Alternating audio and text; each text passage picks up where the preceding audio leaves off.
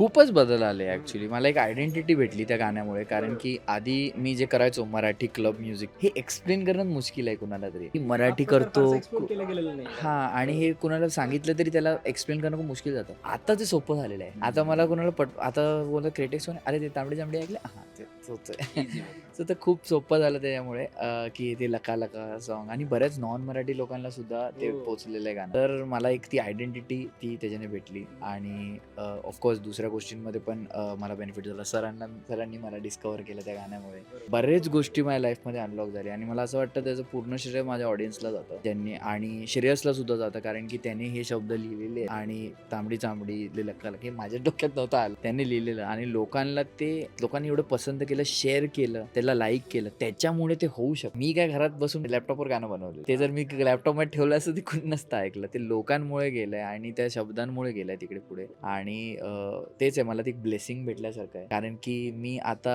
त्या स्टेजवर आहे जिथे बरेच पोरं ड्रीम करतात की बाबा त्यांची जॉब सोडून फुल टाईम म्युझिक करता येईल आणि मी ते करतोय. हे खूप प्रिव्हिलेज गोष्ट आहे. लाईक बरेच कमी लोकांना त्यांच्या आवडत्या गोष्टीला प्रोफेशन बनवता येतं.